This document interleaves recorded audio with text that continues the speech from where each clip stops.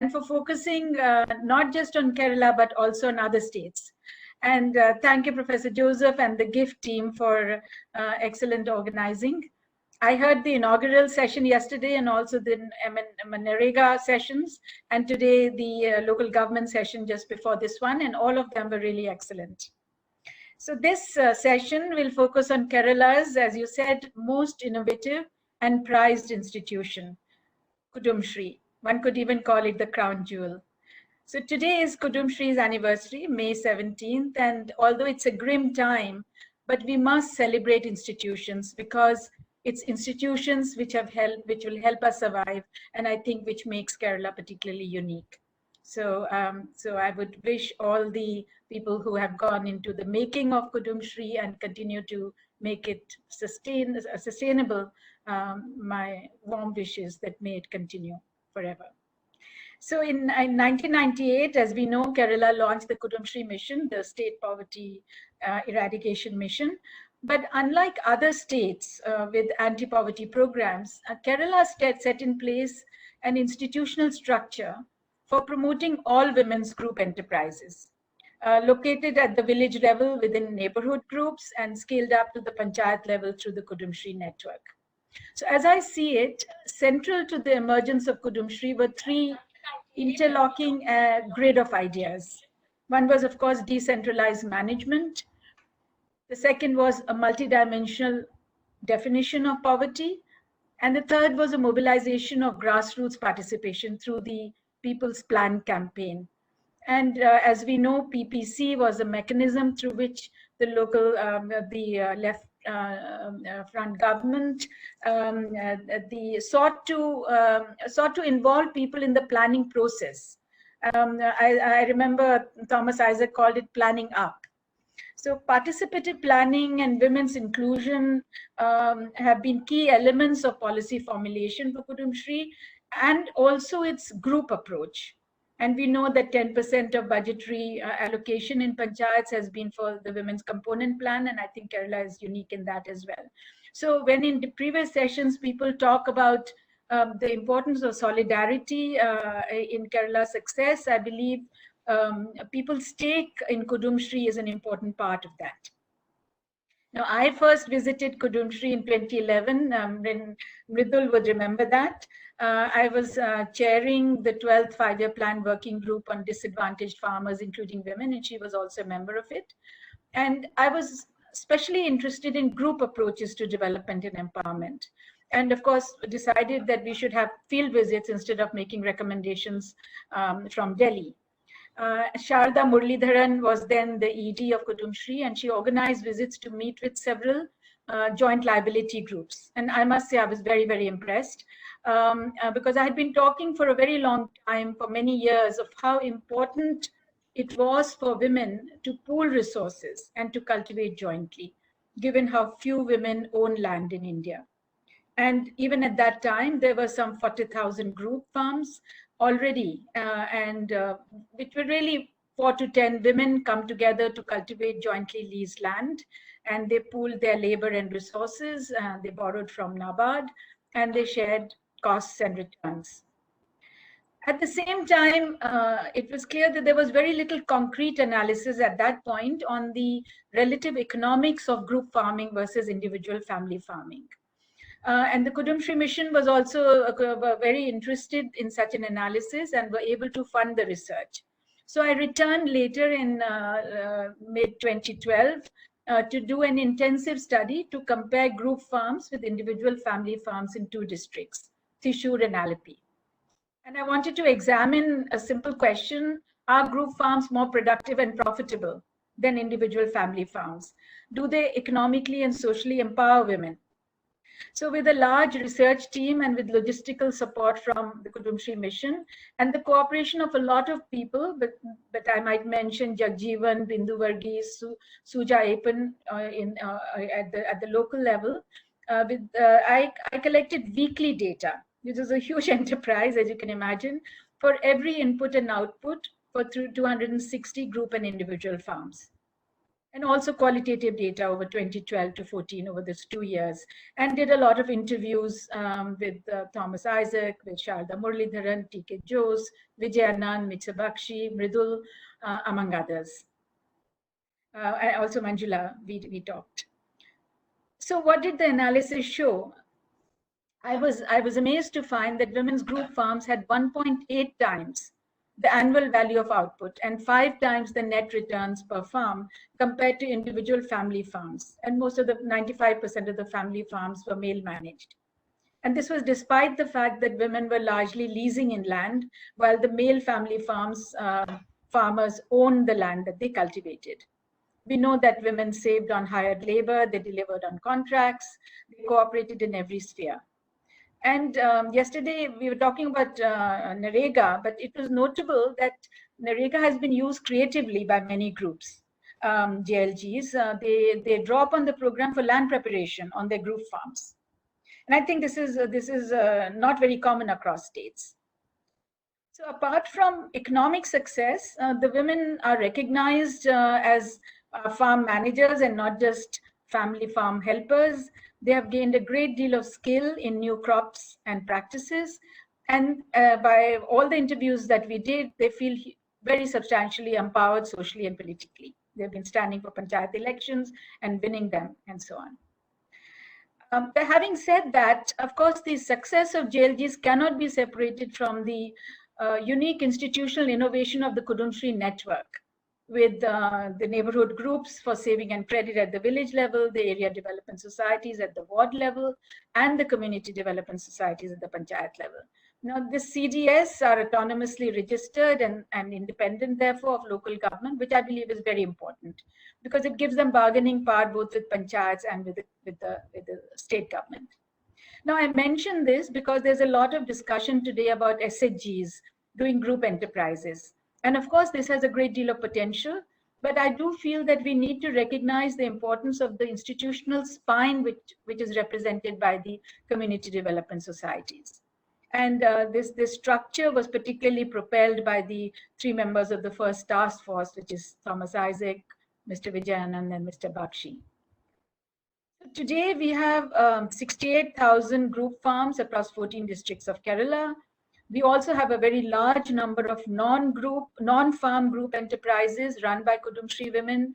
There are bakeries, tailoring units, Kinara stores, tea stalls. Something like 43 lakh women is the figure that I picked up in the Kudumshree network. But of course, when all this began, we're not facing a COVID-19 pandemic. So although we've all heard about the really amazing work that Kudumshree women did in the floods in 2018, and there's so much press coverage on the community kitchens that have been run under COVID-19 lockdowns. But we need to hear very much more. And I feel a number of questions arise today, and I thought I would pose some of them for the consideration of the panelists. They don't have to answer each one of them, but they could pick up any should they wish to. So the first is, how have Kudumshree's group enterprises in particular performed during the COVID-19 pandemic and the lockdown? Have the JLGs performed better than other non-farm group enterprises that undertaken by Kudumshree women? That is, as we know, JLGs are much more rural based, they deal with farming. Have they performed better or come out of it with less stress economically than perhaps the non-farm group enterprises? Then does being in a group provide women and the poor protection and resilience, which working as individuals or in single family enterprises does not? If so, how? And I believe this is an important question because often the importance of the group support that is provided is not perhaps adequately recognized in our economic models. Then I had a question that as the men return to Kerala from the Gulf and migrants from other Indian states, and they remain at home, let's say, will the gender dynamics change within families? Will the groups provide protection to women? And again, it struck me because yesterday Aruna Roy was talking about Narega and that how men were seeking Narega, their numbers had increased very substantially. So the question then is, if you have one person per household in Narega, will the men take away women's jobs? And what does that mean? So it's important to recognize and perhaps address that question. And finally, I think it's very important to ask, in what way will Kudumshri get transformed with the COVID-19 experience? Will there be things that it didn't do before, which it might now, such as more in the healthcare and involvement and so on? So these are important questions, I feel, not just for post-COVID Kerala, but nationally. Because although Kudumshri has the largest program of women's group enterprises in the country, there have been also smaller experiments emerging elsewhere. So for instance, I did a workshop with NGOs in 2018 and I shared my Kerala results. And some of those groups began to do group farming, like in Gujarat, and also groups are emerging in Bihar and North Bengal. So Kerala has been an inspiration institutionally in many ways. And what it does now will be even more carefully watched with the idea, can we emulate it? So with those remarks, let me introduce our very distinguished panel. We'll have in this order. I'll just introduce everybody at one go, if that's okay, and then we can have a free-flowing presentations. So we have Mr. Hari Kishore, of course, everybody knows him. He's the current executive director of Kudumshri, and he's the one who told me that today was Kudumshri's anniversary. There's Professor Mridul Appan, who is a renowned economist. She retired as professor at the Center of Development Studies, where she is now an honorary fellow. And she's also, very importantly, a member of the State Planning Board. Then we have Dr. Devika, who is also a professor at the Center for Development Studies. She is an interdisciplinary feminist scholar and social critic. She has authored a number of books on gender, politics, social reform, and development in Kerala, and is very committed to social change as well. Then we have Professor Manjula Bharati, who is a professor of gender studies at the Tata Institute of Social Sciences in Mumbai. She was the chief operating officer 2013 to 15 at the Kudumshri Mission and a member of the expert committee on decentralized planning for the 6 scheduled areas. Then we have Mr. Satish Sukumaran, who's currently the Chief Operating Officer of Kudumshri National Resource Organization, and Kudumshri's arm that supports the National Rural Livelihoods Mission in other states of India. Now, these are very brief introductions. These are all very renowned and very committed people. But given the time, I hope these brief introductions will be a start. So with those words, may I ask Mr. Hari Kishore to take the floor and make his presentation. Thank you. Yeah, thank you, Professor Agarwal. I hope I'm audible. Yes, very much. Okay, so the topic is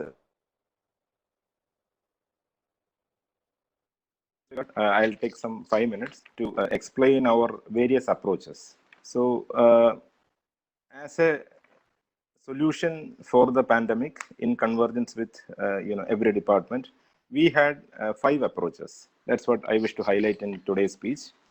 The first approach is, as you all know, it is convergence.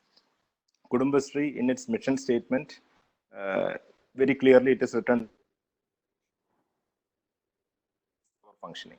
So to address COVID pandemic, what we have done is we followed the convergence approaches. As Professor Agarwal rightly said, the community kitchens were started in convergence with local sub-government.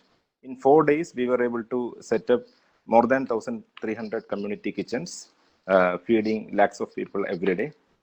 And now they are being converted to Janakiya hotels that will serve meals at rupees 20 or 25.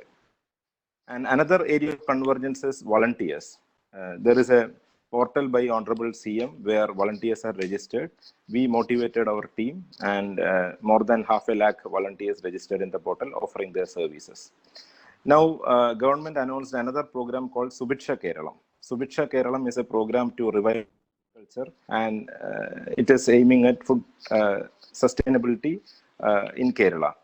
So for Subiksha Keralam, as you have rightly mentioned, there are JLGs in Kerala, about 70,000 JLGs are there. We wanted to increase the number of JLGs. We wanted to attract more women to form JLGs and take up lease land cultivation. So that is another convergence which Kudumbashree is planning. And also there are many local convergence, like for example in Kannur district there is a home shop network, and they provided food materials to all the houses, and they recorded a turnover of 60 lakhs. And there are, depending on the local needs, request and request from other departments, Kudumbashree is joining the fight against COVID through various convergences. So that is the concept number one. And number two, which I wish to propose, is what we have done is communication. This is a time when communication is very important. Communication to the people, to say that you should follow protocols, you should follow the break the chain campaign, and elderly should take care. There are many communications which need to be communicated to Kudumbashree members and to the public. So all the other channels are not there. So we formed WhatsApp group of Kudumbashree women. There are more than 20 lakh women who are in WhatsApp, and there are 1.9 lakh WhatsApp groups. So we had a communication channel through WhatsApp. Neighborhood group meeting is another way of communication, where all these messages are passed on to the society, especially the message that elderly should take care. Especially for COVID, since they have comorbidities and since their immunity is very less, they are more vulnerable. So communication through various channels, engaging people, etc., were done. And more importantly, during the almost 60-day lockdown, people were slightly feeling sad and all. So we also introduced engaging people, like online competitions, online creative competitions are also introduced in various districts, even for Balasabha students. So communication was another area where our through which we joined our fight against COVID. And the third angle is, of course, we can name it either finding opportunity at the time of crisis or filling the gaps. Either way is fine. One big example is production of mask. More than 35 lakh cotton produced by our tailoring groups, and the turnover is about 5 crore. Also sanitizer production was there. There was production of cloth bags for Supplyco, and there were innovations like face shield was produced by a group in Trivandrum, and now we got order for 1 crore rupees, about 2.5 lakh face shield from Medical Service Corporation. And so basically using the crisis time as an opportunity, or filling the gaps in the society. Like there was no mask available in the society. All the N95 mask or the disposable masks were not there. So at that time, our self-help groups or our enterprise units intervened and filled the gaps. So that another angle. Now, the fourth approach is support to the vulnerable population and elderly and those who are in need. As you all know, Asraya program is there. There are 1.5 lakh Asraya families, destitute families in Kerala.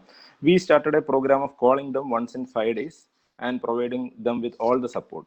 Whether if they need a medical support, we will converge with health department. If they need food, we will converge with community kitchen. If they need any other support, we will have tie-up with Panchayat.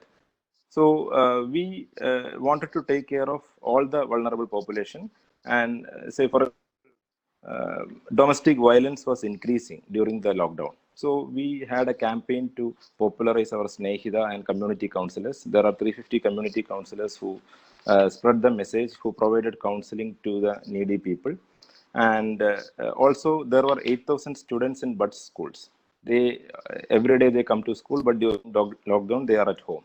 So through our teachers, we had a special program to make them active, to keep them active, and provide psychosocial support to all who are in need. So this is another approach where the system wanted to take care of vulnerable population and support to the needy, elderly, destitutes, challenged children and all. So this was the fourth angle which Kudumbashree or fourth angle of our intervention. And the fifth and the final is the economic empowerment. Like as you are aware of the loan scheme, it was introduced during the time of flood also, and government announced a loan scheme during this COVID pandemic also. 2,000 crore was the interest-free loan provided by government, and about 30 lakh Kudumbashree families applied for it. So the average loan size per family will be about 6,000 rupees. So that economic empowerment or providing cash liquidity, cash immediately after lockdown is something which is very important. So these were the five approaches or five angles of Kudumbashree's intervention. And now I will conclude with 2-3 points. Like in addition to this, Kudumbashree is implementing many Government of India programs. So this is just from a programmatic perspective. Say, for example, for urban housing, we have PMAY, and we supported all the PMAY beneficiaries. They could not complete their houses, so we called them.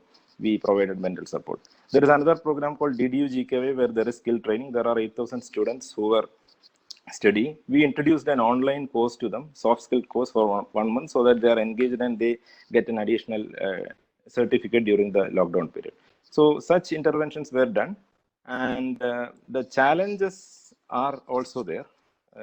One big challenge is neighborhood group meetings could not be held due to lockdown.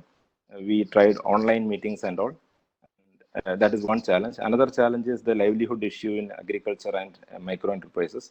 Sajid studied about the losses for micro enterprises, and my program officer Dattan studied about agriculture, and both of them say that there are it's slightly tough, and we need to frame policies to really revive, because the COVID is continuing.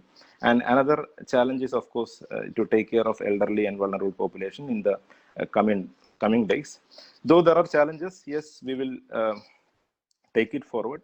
And I'm very happy that the entire process was an empowering process for women. Say, one lady who came to a community kitchen as a volunteer, and she said that, "Ennalum ഞങ്ങളെ വിളിച്ചില്ലേ?" So, which means they are very proud and happy that they are able to contribute to the government, contribute to the society, contribute to their neighborhood during the time of crisis in a small or in any manner. So that active participation and the ability and the fact that Kudumbashree members were active is a real empowerment process, and that is making everyone proud. So these are in nutshell what Kudumbashree is doing.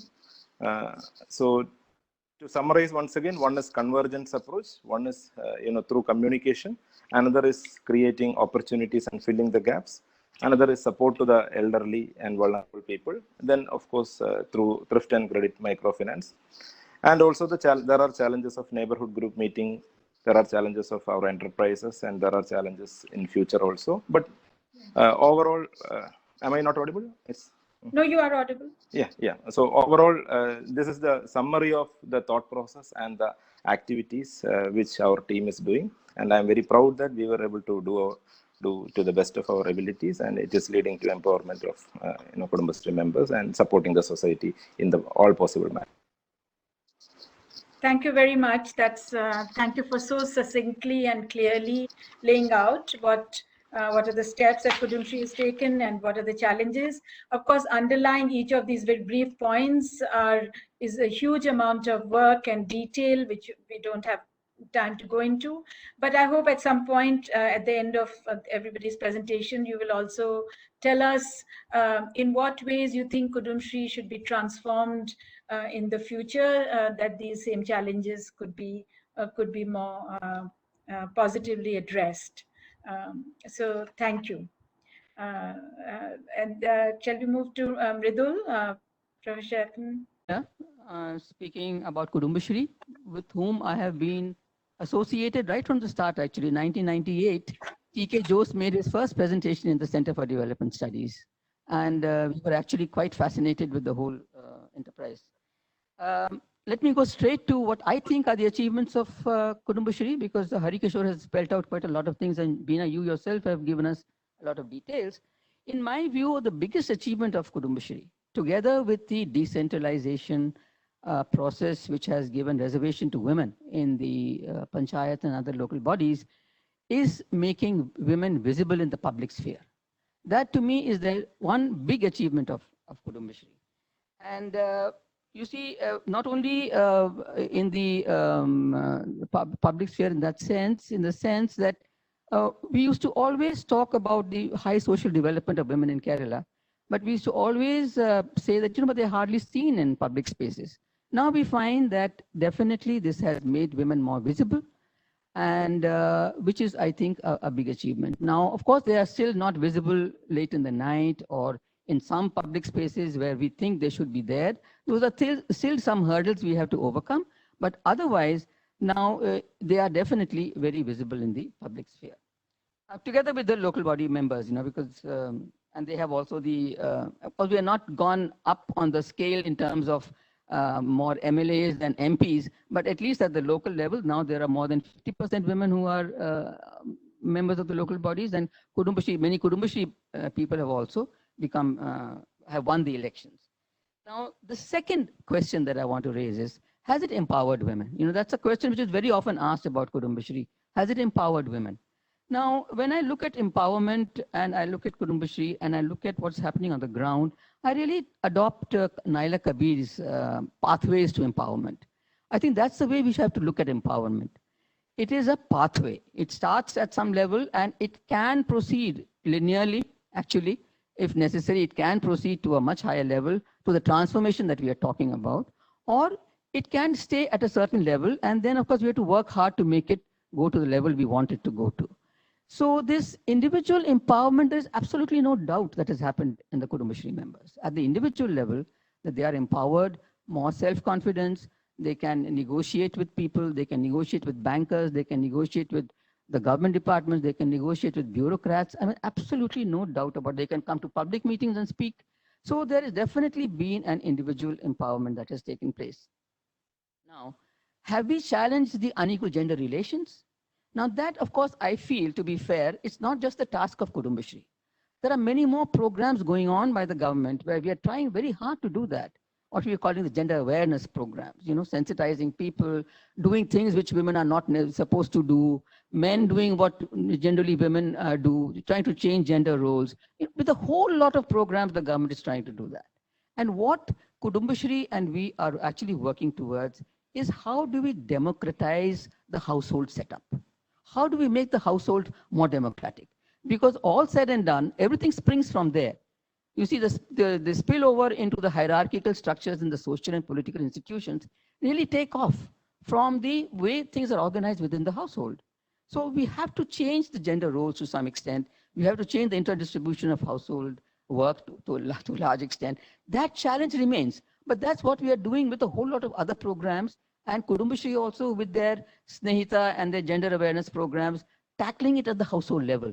Talking to people, husband, wife, other members of the family at the household level is something that is very necessary to be able to. So in my view, there is empowerment has taken place. Of course, more can be done to bring about the social transformation. Now, how the Kudumbashree had recognized right at the beginning itself that naturally we needed employment generation for women. Thrift collection was not enough. So they went in for micro enterprises. Now, there are the 28,000 micro enterprises of Kudumbashree now, doing a lot of things, like tailoring, like kirana shops, like tea shops, like even newer areas like construction, like IT. So all that is going on. Now, pandemic definitely affected, the lockdown affected. They couldn't move out. They couldn't procure the materials. They couldn't sell. So there might have been some online selling, but that didn't work out too well, I think. So there was a big loss. And we have in the planning board done a study on the economic losses of different sectors. And there's a special section on women and the economic loss in employment and wages. And there we find that Kudumbashree enterprises, I've got hold of the data from the Kudumbashree NRO, and that it comes to around 50 crores. So there has been some loss which they have made. And if you look at the JLGs that you've been talking about, and which I thought was a wonderful concept. Actually, when I heard about the JLGs, even before we talked, Beena, that they are undertaking such an activity, I thought that it really was a wonderful thing that they have conceived of, because there are some women, slightly older, less educated, who cannot move very much away from their household because of all the work that they have to do within the household. And it was so well accepted by them, and it was so well done by them. Now, the problem with the JLGs and the problem with the micro enterprises, of course, how they price the cost themselves. JLGs, as I think we had gone to some survey on which I had gone with you, Bina, and we found that the JLGs were actually the women were not costing their labor at all. But they were happy that, they got something at the end because of all the subsidies also were there in the JLGs. They got subsidies and the interest convention was there. All of it was there. So they could make something out of what they were doing, but hardly anything was being costed to themselves. So the problem with both the micro enterprises and the JLGs in my mind is that we have to make them a little more economic in nature, economic in the sense that they should be also be able to make at least something more than what they're earning now. At the moment, I think it varies from 10,000, 12,000, 15,000 in the micro enterprises per person per month. Now, but very many are within the 8 to 10,000 range. That has to go up.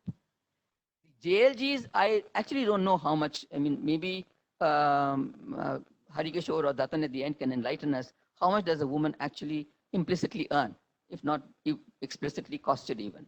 So this is something which I think is a challenge for this, for the micro enterprises and the JLGs. And I think in the newer situation, of course, Harikishore has mentioned the new things that are coming up, more and more of new types of industrial production. So there are two approaches now of the government of Kerala, a large agricultural program and a large industrial program to create employment and new types of activities.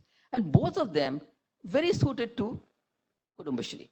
Whether it's the PPEs that are going to be produced in large numbers, after all, lots of women are tailoring in Kudumbashree. They can easily be made formalized into these units which will be producing PPEs. So there's a large potential that is available in the coming years. But let me add one thing, which I have always been wanting to do, that there are other women's groups also.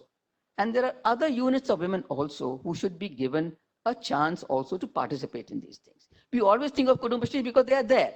And they are there in large numbers. But there are 1,200 cooperative societies of women.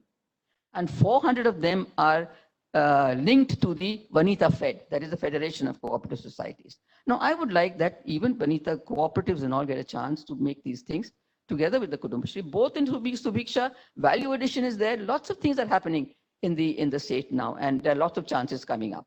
So that is what Harikishore was saying, that in a newer thing, that these are the challenges which they have to take up. Now, this is my thing of Kudumbashree, but my own observations to some extent, besides this of how they can enter new areas and earn much better for themselves. I think that is very necessary. We can't, and I'm saying it doesn't need a lot of technology, just small organizational technical changes which can be brought about. If you take the case of a canteen or a cafe of the Kudumbashree, how the kitchen is organized, how the food is served, how the women themselves dress themselves, how do they come and approach the clients. I mean, all these are small changes which come with a little bit of training, and it could make it a little more professional and much more effective and better paying for the women themselves. So small changes which can be done, plus entry into new areas that are coming up, is the future that I see for Kudumbashree. Now, two major observations I want to make about Kudumbashree. One is, we are calling them micro enterprises. No? I have no idea why they are not considered as the micro enterprises as we see them in the industrial sector. We have the MSMEs. Now, I was discussing it with the Kudumbashree people. Are the Kudumbashree micro enterprises counted among the micro enterprises, as the slew of measures for micro enterprises have come up, which we all know are not very new measures. They are all either continuation or some additional to what is happening. But still, can't we leverage something from those micro enterprises which occur in the industrial sector thing, but which I do not know whether Kudumbashree enterprises are counted as micro enterprises. And Kerala is actually characterized by micro enterprises. If you look at MSMEs in Kerala, about 1.72 lakh MSMEs, out of which 1.27 are micro enterprises. Now, do the Kudumbashree people figure there, or they cannot be, for some technical reason, they're not considered as? One question. Second is the type of convergence we saw in the pandemic. In the pandemic, the convergence between local bodies and Kudumbashree is what we want to happen. For longer term, convergence which Harikishore is talking about, we want to see that happen. If there's a gender resource center of the local bodies and there is a gender resource center of the Kudumbashree, they should not duplicate. That's all. I mean, each one can have ownership, but no duplication, and the general guidelines, which should be followed by both. So this sort of a thing, I think, which has come out so well in the communications, how they have converged. This is something which I would like to see much more in the future. So I'll end here. Thank you so much. Thank you. Let me unmute myself.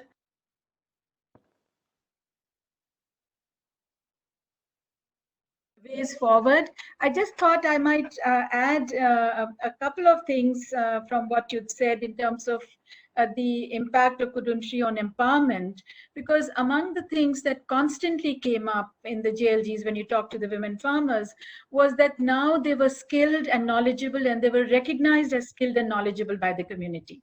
And people actually talked to them about new crops because they had been trained.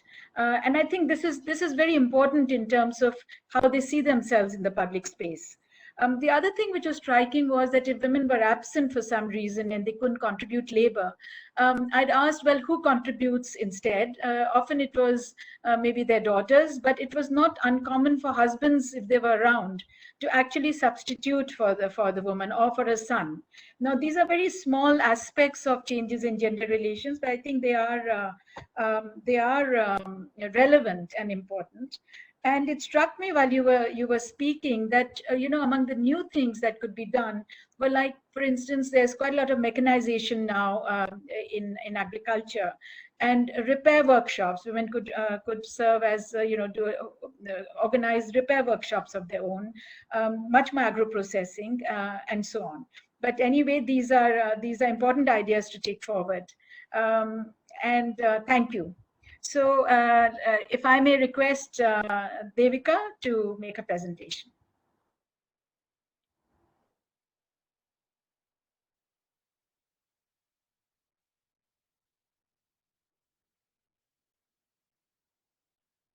Yeah, can you?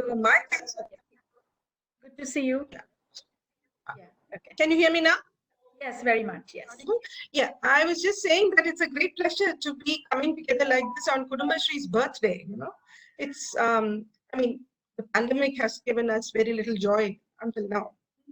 Now, my thoughts around Kudumbashree now these days are basically around labor, basically on nature and the quantity of labor that women in Kerala generally have been engaged in the recent decades, and in Kudumbashree in particular.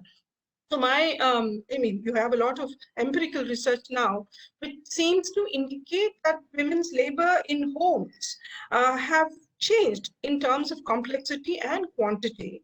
In complexity now, it looks like domestic care arrangements at home delivered by women have a large component of effective labor. Effective labor which involves persuasion, monitoring, which is an ongoing, day and night kind of activity.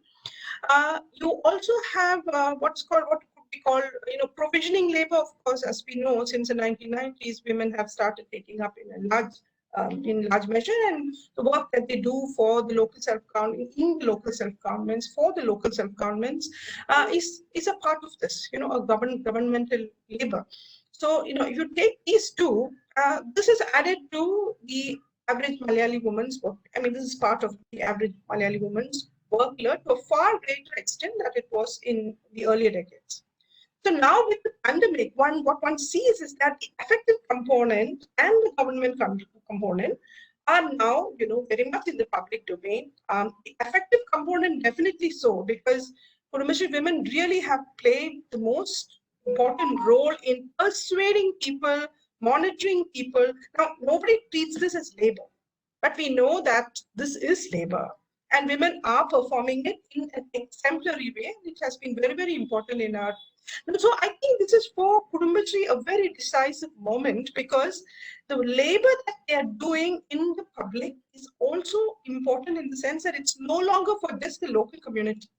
And containment of the pandemic is no longer a matter just of the family and household. It's not just a matter of the ward or the panchayat.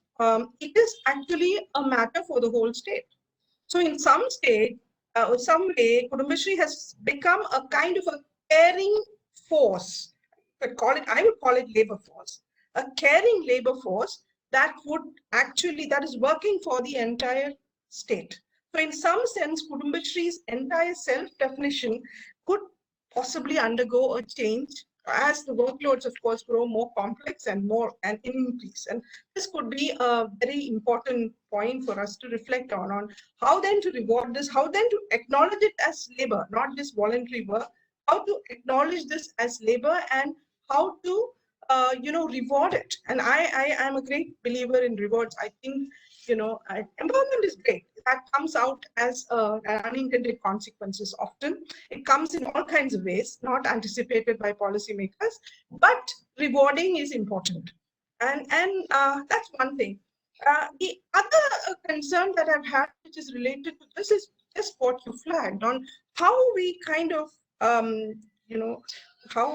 we,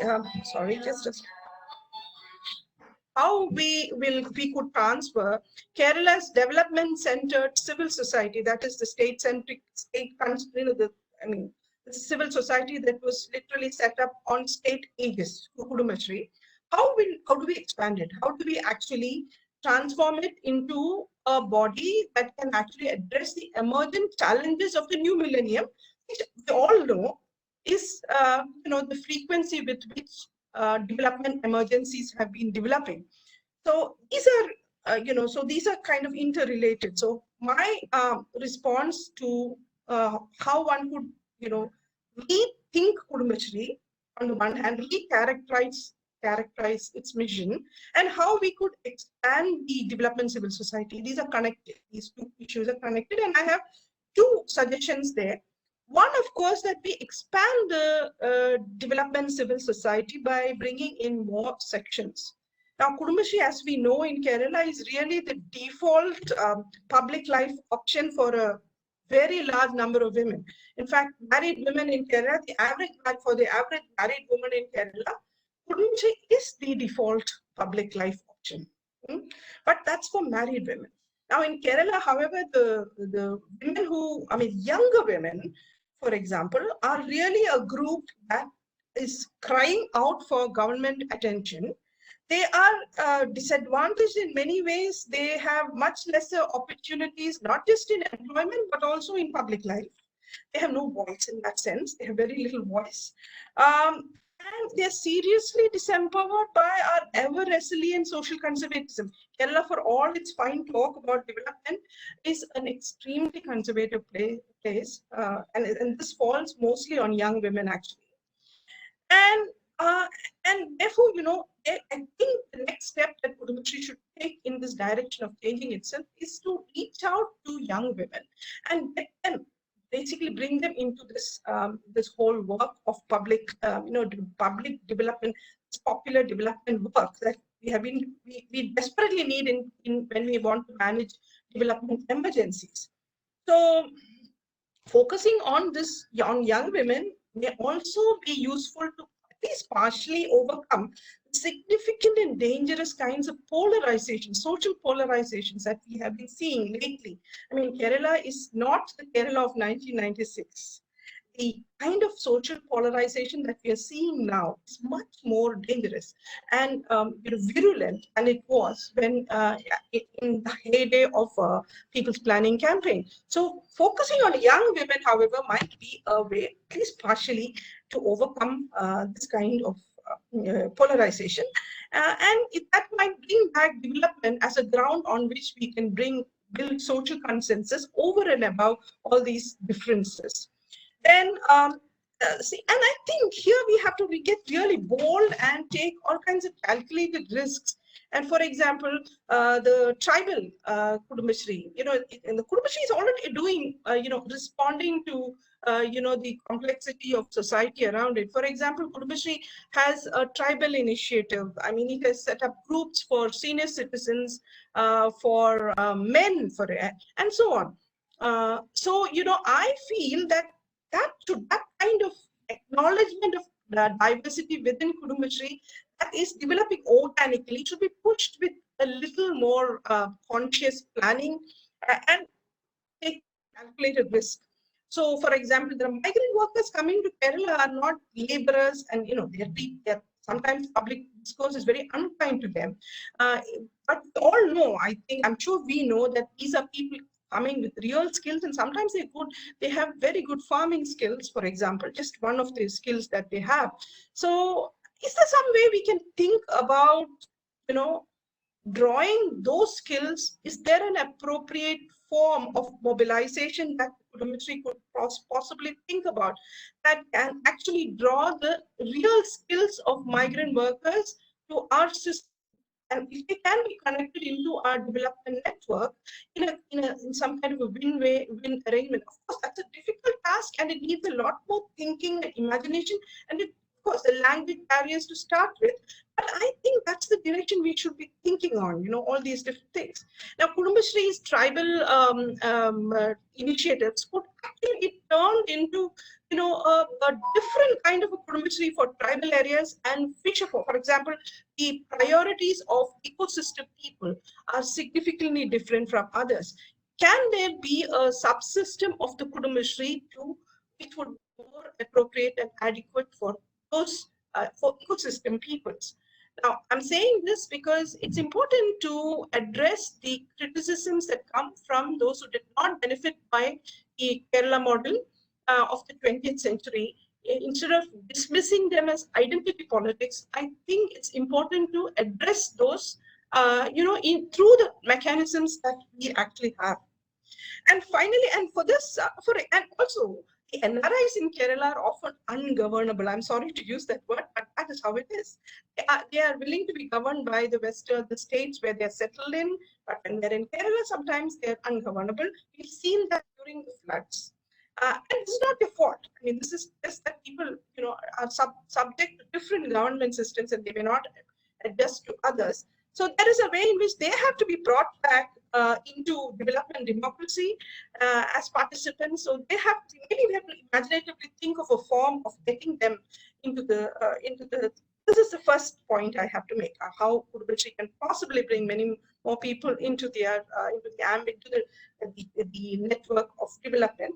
Second thing I think, and it's very important, I'm so delighted that most people on the other panels also flagged what I'm going to say, that the strengthening of local self-governance with the Kudumbashree taking the lead as sites, knowledge production, and engines of local democracy.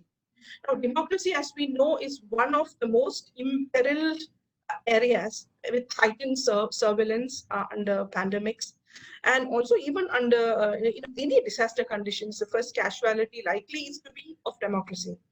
So, and we think about strengthening local democracy in Kudumbashree, like the Grama Sabha centered knowledge generation. We really have to go back to that.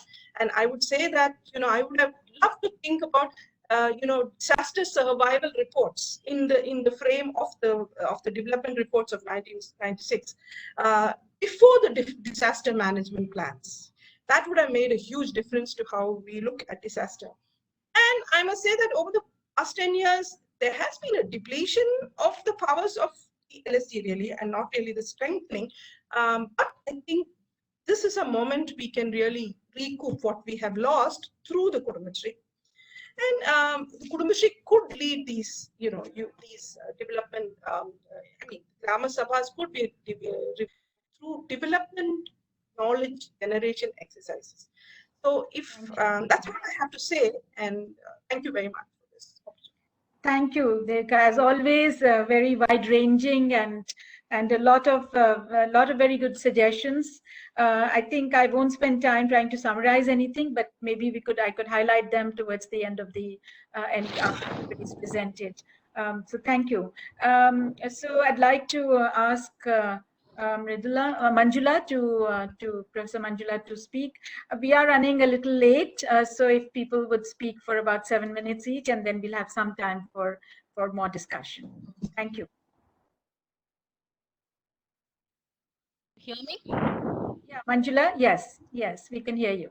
Yeah, but thank you, Kila and GIF for organizing and conceptualizing the seminar and giving me space to speak. I would like to begin my presentation with an ethnographic experience. As a researcher on gender and local governance, I had visited many houses, and the timing of the visits, of course, was in the afternoon hours. As I felt women was free at that time of conversation. On one such visit, I had a Scandinavian researcher with me, and as usual, I knocked the door, and the women opened the door, and she said, "There is no one in." And then the Scandinavian researcher asked me, why did she say no one is here when she's very much here? Her question actually hit me like a thunderbolt. And that was the time the women behind the threshold was establishing her absence using a presence. I would like to state that it is this phenomenology of absence women live through the explicit and implicit form make women internalize the invisibility of the self and subjectivity. So she says no one is here. Here, it is in this framework of phenomenology of absences of women is the relevance and significance of Kudumbasri in Kerala. I would like to say that engaging with Kudumbasri interventions in Kerala helped me to see a trajectory shift of women from politics of absence to politics of presence to politics of subjectivity, of course, with its various disconnects and ruptures. One of the important contributing achievements I feel of Kudumbasri is making a strong presence, like Mrutul was speaking about, women as subject citizens in the civil society, which was never so collective and conspicuous in Kerala. It was this spreading of women groups almost uniformly in all wards and panchayats of Kerala, making their presence visible and active, made the politics of presence of women through Kudumbasri become significant in COVID interventions, I feel. Synergies with local governance makes the Kudumbasri interventions quite unique. For instance, like take the serious action plan, I feel, an annual demand plan consolidating the development requirements from the energy level to the apex serious level. 2 months back, my society security person in Mumbai asked me, "Ma'am, why you want to go to Kerala? It is not safe there, So many COVID cases reporting there." From there to the present day, it is a change story. Kerala flattened the curve, and that too in a state with the most aggressive testing in India. The welfareistic and the right-based perspective of the state as the political entity, along with an active and functional local governance system, working with a robust civil society, engaging in social citizenship, practicing social action, make the COVID interventions unique and different here. It is here the spectacular intervention of Kudumbasri women during the COVID-19 becomes politically and socially significant, and I feel them as subaltern counterpublics that facilitates gendered citizenship towards a deeper and fuller participation in governance issues. For instance, look what ED, Mr. Hari Kishore of Kudumbasri, spoke in his presentation of nearly, 1.9 lakh WhatsApp group among nearly 3 lakh energies for information dissemination in COVID-related issues, community kitchens, Janagiya hotels, working more in rural areas than in urban areas, a remarkable way of institutionalizing the food supply to the most needy in the COVID times, especially to the migrant laborers and the destitute families and to the elderly people. The intervention of Kudumbasri is one of the reasons for our state interventions to be acclaimed as effective with care and compassion in one of the most depressing times of history. This Kudumbasri could be viewed both as a framework of analysis and methodology for assessing political changes through a gendered lens in the post-pandemic times. One such could be, I feel, my suggestion to look at the serious action plan, which I had mentioned before. I think it is good here to reimagine the CDS ADH energy action plans as micro, meso, and nano plans towards effective and quality operationalization of micro level plans of Kudumbasri in synergy with the local government towards the quality interventions in the post-pandemic times. And this actually needs to institutionalize as a unique demand-driven plan, which now I know is mostly a mechanical, quite mechanical, demeaning its organic demand-driven role. And another one which I really want to look at the gender-based violence and then the crime mapping. With 90 countries in lockdown and nearly 4 billion people, I feel, now at home, so the protective measures, the question of gender-based violence is discussed much, and UN Women reports that, like there is 30 to 40% increase in places like Singapore, America, Australia, I think so. But India too, the domestic violence shows an increase. Even, like we have our KISS helplines, I call, and it has seen a spike in calls almost every day. So it's the case in Kerala. So the deeply enriched patriarchal values I feel in Kerala, and which are so much coupled, with moral policing and the panoptic gazes in the present day, restrict the presence of women, and it is important to look at as the main sides of GBV. And Kudumbasri plays a critical and pivot role in preventing and responding to GBV. And we can see that how can we use this 2 lakh WhatsApp groups now being started to fight the COVID-19. And also, I feel we have to relook the crime mapping interventions of Kudumbasri started at the local level. I do feel that more than a mere crime detecting process, crime mapping need to be envisaged as a pedagogic exercise aimed to bring in a critical consciousness among women at the regional level and to engage them and address with multiple forms of vulnerability and enabling them to resist the formal and with the formal and informal institutional structures and collective. And Kudumbasri and other formal, informal structures is quite important in that. And the other one which I feel about the Kudumbasri intervention is about looking at the present phase of Kudumbasri and this active engagement in the most vulnerable by providing care interventions. Why can't we think about institutionalizing this in the post-pandemic phase other than ASRI and BUTS to make the care economy to become visible face of the local governance? I feel the standard measures of productivity should not be applied here. Care of the children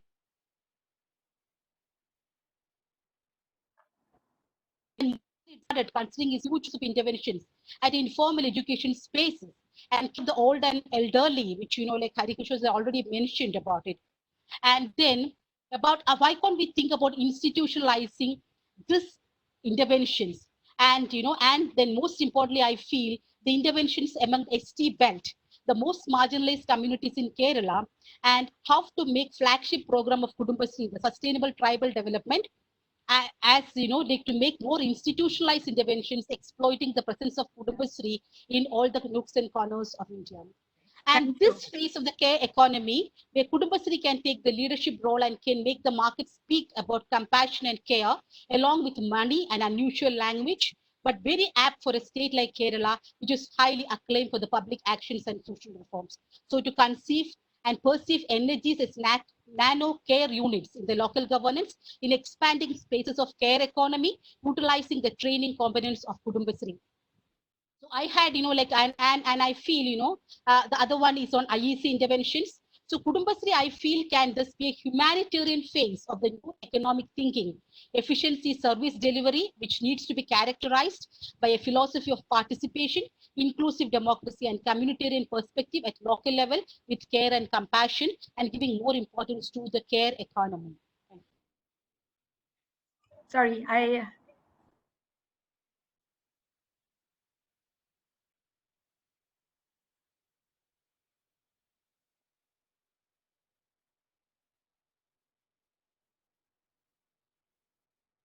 Sorry, I got, is that, Manjula, I lost you towards the end. Is that? I was just suggesting, hello? Yes, so, okay, the last bit I heard. I think maybe we can come back because we are just running a bit short in time and we have Sukumaran, Mr. Sukumaran to speak. Can you hear me or no? Hello? I think you may request Mr. Sukumaran to start in between. Yes, Mr. Sukumaran, could you make a presentation? Yeah. Am I audible, ma'am? Yes, you are. Am I audible? Okay. Yes, you are. Yeah. Yeah. You are audible. Yeah. So last day we had a discussion, similar discussion at the national level with NRLM. I was just pointing out that Kudumbasri's performance is probably encouraged by its relationship with the local governments. While saying that, I would like to speak on two issues which we probably have to be concerned about now. One is that this is in the last 22 years probably the first time that the entire functions, basic functions of Kudumbasri have been suspended. There are no meetings. There is no thrift happening. There are no loans. Even the linkage loans that were approved and which were in process have been kind of suspended or are stuck. So, I mean, there has been a kind of encouraged or even forced retreat, which is essentially opposite to what Kudumbashree community groups are used to. Meetings, mobilization, which are their strengths. And here, that in fact did adversely affect the way Kudumbashree could maneuver around with the work during the pandemic. This was very unlike what Kudumbashree could do during the phases of the last two floods. Only some geographical areas were affected. Here, the entire Kudumbashree has been affected. It is still. So that is one thing from where all the operations are suspended, and how do we now move forward from here. I would like to say that the 2,000 crore rupee loan that has been infused into the Kudumbashree system now, there cannot be anything more timely than that. And that has given a lot of energy and action in the system, which I expect to generate more of similar activities in the coming days. The second challenge is that the entire livelihood has been impacted. As Mridul ma'am was saying, micro enterprises have not been functioning. As my executive director pointed out, there has been some work where people could generate some income, but many of them were voluntary, and there has been some income, but not enough. Most of the micro enterprises, as seen in our study, have not been able to function at all. Farming has stopped, and there is no NREGA happening. And now, where do we restart from here is the basic issue. Women are complaining about the machines rusting. The workspaces may not be now adequate for the micro enterprises to function if social distancing has to be maintained. There are serious threats to specific segments like barber shops and beauty parlors and restaurants, Cafe Kudumbashree, etc., where there is going to be a lot of future uncertainties in resuming operations and also reaching a scale which would bring them enough income. And then there are these specific issues. On the whole, the entire organization structure is stuck. The activities are suspended. While the CDS chairpersons actually have been feeling this. When they have to run community kitchen, when they have to produce masks, how they were not able to mobilize people. People are there, they're willing to work. They, of course, take a pride in doing things like this, but they were just not able to come out of their house and meet. So that is the basic issue from there. This now again resume operations, and there in many neighborhood groups, as I understand, restarting thrift is going to be a problem because there is no income at all. Especially if you look at the women who are 60 plus. There are elderly women's groups, but many women, usual Ail Kutams neighborhood groups also have women who are in 60 plus age group. So their income is usually NREGS. Now they won't be able to work in NREGS for the next 2 months at least. So what is going to be their income? How can they resume their thrift is going to be one serious issue. And as Professor Devika pointed out, of course, Kudumbashree has been weak always in its efforts or in its presence and work among the ecosystem people like fisheries or the tribal people. But here now, let me put it as natural dependent livelihoods. When you think of resuming operations in natural resource dependent livelihoods, I think the specificities of the problem will require more thinking and more kind of innovative approaches. So I would conclude by saying that we need to find ways of resuming our organizational activity. Maybe more money is needed as loans, and also by helping these groups to resume farming operations, and also maybe a lot of hand-holding in the field level, at the field level, in addition to infusing some working capital support in reviving the micro enterprises which have been closed down for the 60 to 70 days now. And also a special focus on women, and their integration with NREGS becomes very critical, and another special focus on ecosystem people and natural resource based livelihoods. Thank you. Thank you. We are running a bit late. Do we have any time for questions? One or two questions, Professor Joseph? We have a few feedback coming in from the YouTube. Let me share it with them. Okay, please. Yeah, I thank first of all those who have complimented. Many of them have complimented Kudumbashree for the timely initiative, which of course Kudumbashree actually deserve. Now I thank all of them for that. But now I come with the specific questions. One question is Ravindran has a concern. Okay, in the field of animal husbandry, milk production, in sphere of producing eggs and meat, the presence of Kudumbashree is rather limited. That is what, is it not? That's what he's asking. Now, Thangam Arun, incidentally, our chairperson's colleague from Manchester, he's asking how to enhance the earning potential of Kudumbashree members. In the thing, he is inclined to believe that the current level is lower. Thangam Arun. Yeah, again, he's in Manchester now. Yeah. Oh, he was. Yeah, he is in Essex.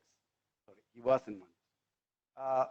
The question is how to raise further the Kudumbashree members' earning potential through more professionalism in developing work strategies and implementing them. Ajit Chako would like to say that more than addressing the immediate financial and physical livelihood concerns of families in the post-COVID and facilitate mere spending by availing post-COVID small loans, what measures can Kudumbashree take so that neighborhood groups bring in huge social economic transformation, economic revival and reconstruction by availing medium or long-term loans and invest them in more productive purposes?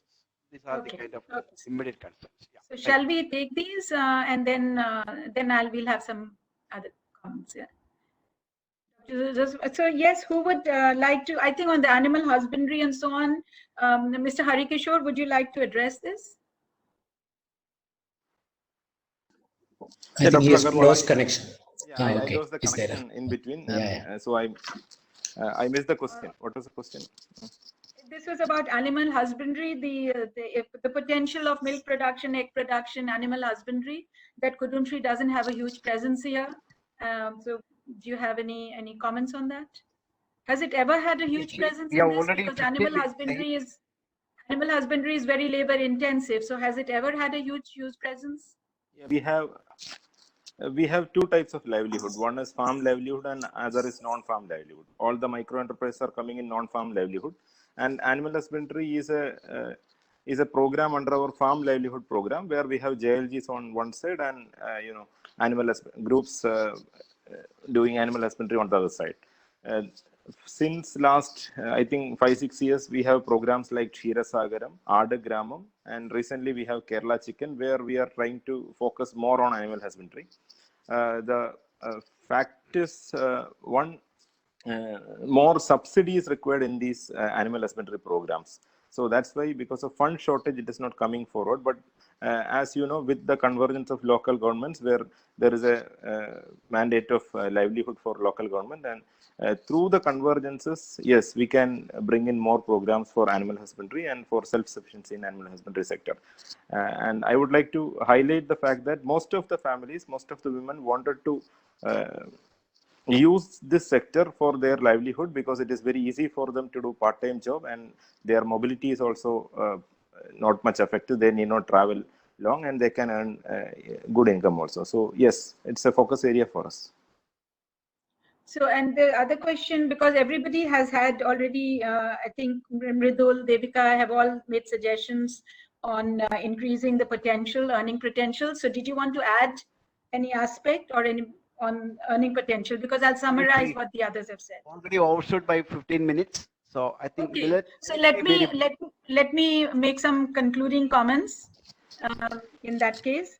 So first of all, the kind of pessimism which was in some of the remarks, for me, looking from outside into Kerala, I feel that last in 2018 there were the floods, and there was a huge there was a comeback. There was resilience. So the kind of pessimism that Mr. Sukumar and others have expressed on Kudumshree, what's happening now the past 2 months, would the experience of the floods not give us hope of resilience? The second thing I wanted to say was that what struck me, because Mridul and Mr. Sukumar had both mentioned the losses that had been made. But when I was looking at Kudumshree's reports, I was very struck by the fact that the JLGs, only 12.6 or 7% of the JLGs, in fact, made substantial losses, and all of the others, although they didn't earn as much as they could, actually survived. And for me, that was if 87% of the JLGs who wanted to, who were harvesting in the Rabi season, could actually sell their crops, including vegetable crops, I thought that was a remarkable achievement. So I see on the other side of the coin, really, and it seems to me that the issue of convergence, which Mr. Harikishore mentioned, and also others mentioned, is very key here, because in that report that Kudumshree has produced, the JLGs were able to sell locally to local supply chains, as well as to the community kitchens. A lot of them sold to community kitchens or donated to kitchens. So there was a convergence between the women as farmers and women as contributors, huge contributors to the pandemic effort. And it meant that they didn't lose their crops. If you look at northern India, farmers were throwing away their vegetables and tomatoes and so on, because they had nowhere to sell them. Whereas here, because of the convergence, you could use that produce. So for me, that was also very striking. And the third was, I was wondering whether this is not perhaps the time to rethink transformation of food systems. There is a lot of international discussion now on agroforestry, agroecology, and Devika and Manjula had also mentioned, bringing in other systems of knowledge, tribal knowledge, into as both as systems of knowledge, but also as ways of including them and bringing them an income, I would imagine. And then everybody's talked about the need to transform towards new enterprises. So some of these would be upgrading existing enterprises rather than calling them micro enterprises. But otherwise, it could also mean modern skilling. They've been so innovative so far, Kudumshree women. So whether it's agro industries or it is mechanical equipment, perhaps the younger women, which Devika was mentioning, might be more interested where it requires technical skills. They're educated, they would have gone to college, and they would have many more technical skills, IT related skills. So perhaps that's the direction in which we might want to think of future occupations for the next generation of women, both who are in Kudumshree, but also the others that Mridul reminded us, that there are also women who are not in Kudumshree and who are parts of cooperatives who need to be drawn in. So I think there's no way I could cover this very rich discussion. It will go on, but I want to thank all the participants and speakers. Thank you very much for Mr. Harikishore, Mridul, Devika, Manjula, and Mr. Sukumaran for this. And again, thank you, Thomas, for organizing this, for inviting me to be here. And also thank you, Professor Joseph. Thank you, Professor Beena Agarwal and the wonderful team for such a what is called a remarkable deliberations. You brought so much, and I think it's a great It's a great birthday gift to Kudumbasri. I don't think that you could have done better. Thank you very much. I gave you tacitly 10 minutes. You took 10 more minutes, but it's okay. Okay for Kudumbasri. No problem. We started 5 minutes late. So But I gave women, you women are tacitly very good at keeping time in this way. No issues. No issues. You did a wonderful job. No issues. No issues. Thank you. It's after all Kudumbasri. No issues. Thank you. Okay. Thank We you. will